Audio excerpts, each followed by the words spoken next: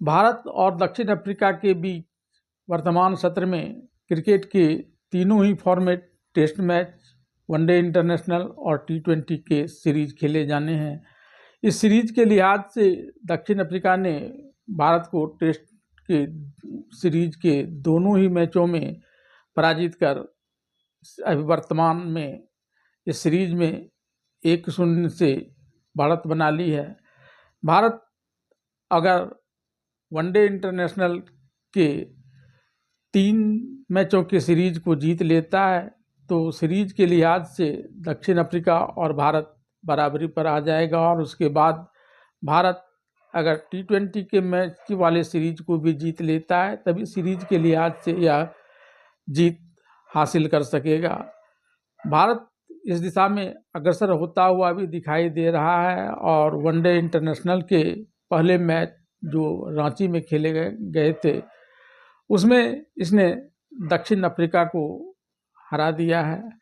लेकिन भारत को मिली इस जीत के बीच भारत की कई खामियां भी उजागर हुई थी, और एक क्षण तो ऐसा आया था जबकि अंतिम में यह लगने लगा था कि कहीं दक्षिण अफ्रीका इस मैच को जीत न ले। हालांकि भारत अंततोगत्वा जद्दोजहद करते हुए 17 रन से इस मैच को जीतने में सफल हुआ था। ऐसे में आज के इस खबर में मैं आपको भारत की उन खामियों के बारे में बताऊंगा जिसे दूर कर ही भारत एक मजबूत टीम बनकर दक्षिण अफ्रीका को न सिर्फ वनडे इंटरनेशनल के बाकी बचे 2 मैचों में हरा सकेगा बल्कि 5 T20 के मैचों के सीरीज में भी अपना जलवा बिखेर सकेगा। इसके अलावा आज के इस खबर के दूसरे हिस्से में मैं आपको प्रतिष्ठित IPL मैच, जिसके खेल का जादू सबके सर पर चढ़कर बोलता है, उसमें खिलाड़ियों के नीलामी होने की प्रक्रिया के बारे में भी आपको बताऊंगा कि क्या सिर्फ इसके लिए रजिस्ट्रेशन मात्र करा लेने से ही खिलाड़ियों को यह अधिकार मिल जाता है कि वे नीलामी का हिस्सा बनेंगे, या फिर इसको लेकर कुछ और प्रक्रिया है। आइए इन तमाम बिंदुओं पर विशेष नज़र डालते हैं इस खबर के माध्यम से। भारत ने 30 नवंबर को खेले गए पहले वनडे मैच में दक्षिण अफ्रीका को 17 रनों से हरा दिया था। अब दूसरा वनडे 3 दिसंबर को रायपुर में खेला जाएगा, जिसे जीतकर टीम इंडिया तीनों मैचों की सीरीज में 2-0 की अजेय बढ़त बनाना चाहेगी। पहले मैच में विराट कोहली ने 135 रनों की शानदार शतकीय पारी खेली थी, वहीं कुलदीप यादव ने गेंदबाजी में 4 विकेट चटकाकर कमाल कर दिया था।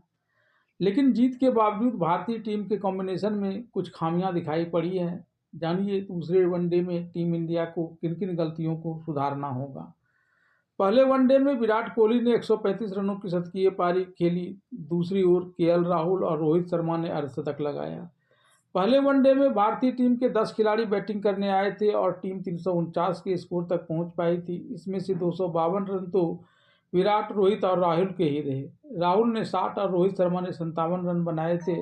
वहीं बाकी बल्लेबाज स्कोर बोर्ड में सिर्फ 74 रनों का योगदान दे पाए। दूसरे वनडे मैच में अन्य भारतीय बल्लेबाजों को भी बेहतर प्रदर्शन करने की जरूरत होगी। भारतीय टीम का पिछले 1 साल का टेस्ट रिकॉर्ड बहुत खराब रहा है, जिसका एक मुख्य कारण खिलाड़ियों के बल्लेबाजी क्रम में हो रहे लगातार बदलाव भी है। कुछ ऐसा ही पहले वनडे मैच में भी हुआ, जहां ऑलराउंडर वाशिंगटन सुंदर को बैटिंग में KL राहुल से पहले भेजा गया। यह रणनीति बिल्कुल फ्लॉप रही, क्योंकि वाशिंगटन सुंदर मात्र 13 रन बनाकर आउट हो गए। जब वाशिंगटन सुंदर बैटिंग करने आए तब भारतीय पारी में 23 से अधिक ओवर बचे थे, लेकिन वाशिंगटन सुंदर की बल्लेबाजी देख ऐसा प्रतीत हुआ जैसे वो शुरुआत से ही बाउंड्री बटोरना चाहते हों। वाशिंगटन सुंदर को पारी संभालने के लिए ऊपर भेजा गया था, लेकिन वो आउट भी हवाई शॉट खेलने के चक्कर में ही हो गए थे। भारतीय टीम को डेथ ओवरों में बेहतर गेंदबाजी करनी होगी। पहले वनडे इंटरनेशनल मैच में कॉर्निश बॉस अकेले ही अनुभवहीन भारतीय गेंदबाजी अटैक पर हावी हो गए थे। खासतौर पर हर्षित राणा को अपने डेथ ओवर गेंदबाजी स्किल्स में काफ़ी सुधार लाना होगा। दक्षिण अफ्रीका की आखिरी 7 ओवर में जीत के लिए 61 रन बनाने थे। एक तरफ अर्शदीप सिंह ने अफ्रीका के रन रेट पर ब्रेक लगाई हुई थी, तो दूसरी छोर पर हर्षित राणा ने अपने आखिरी 2 ओवर में 22 रन लुटा दिए। आईपीएल 2026 का ऑक्शन 16 दिसंबर को अबू धाबी में होगा। सभी 10 टीमों का कुल पर्स 200 करोड़ रुपये से भी अधिक है। क्रिकबज़ की एक रिपोर्ट के अनुसार मिनी ऑक्शन के लिए 1355 खिलाड़ियों ने अपना रजिस्ट्रेशन करवाया है। ग्लेन मैक्सवेल और फाफ डू प्लेसिस के रूप में 2 दिग्गज खिलाड़ी पहले ही ऑक्शन से नाम वापस ले चुके हैं। वहीं आंद्रे रसेल ने आईपीएल से रिटायरमेंट ले ली है। ये दिग्गज खिलाड़ी ऑक्शन का हिस्सा नहीं होंगे, लेकिन क्या रजिस्ट्रेशन कराने वाले सभी 1355 खिलाड़ियों पर नीलामी में बोली लगेगी? इसको लेकर क्या है नियम? इंडियन प्रीमियर लीग में होने वाले नीलामी से पहले देश विदेश के सैकड़ों खिलाड़ी अपना अपना नाम रजिस्ट्रेशन करवाते हैं। नाम रजिस्टर करवाने के बाद किसी खिलाड़ी को अपने देश या राज्य के क्रिकेट बोर्ड से एनओसी यानी नो ऑब्जेक्शन सर्टिफिकेट लेना होता है। खिलाड़ी बीसीसीआई में रजिस्ट्रेशन करवाते हैं, जिसके बाद रजिस्टर्ड खिलाड़ियों की संख्या सामने आती है। मतलब 1355 खिलाड़ियों ने ऑक्शन के लिए बीसीसीआई को इस बार अपना नाम भेजा है।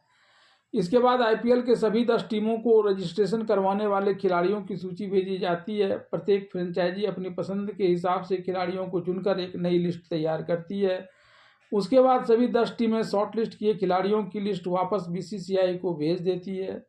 उदाहरण के तौर पर आईपीएल 2026 के लिए सभी 10 टीमें मिलकर 1355 खिलाड़ियों में से सिर्फ 500 खिलाड़ियों में दिलचस्पी दिखा रही है। बीसीसीआई की टीम इन 500 खिलाड़ियों का ऑक्शन पूल तैयार करेगी। इसमें अनकैप्ड, कैप्ड, भारतीय और विदेशी खिलाड़ियों का अलग अलग वर्ग में बांटा जाएगा। इस पूरी प्रक्रिया के बाद इन 500 खिलाड़ियों पर बोली लगेगी, जिन्हें सभी 10 टीमों ने मिलकर शॉर्टलिस्ट किया था।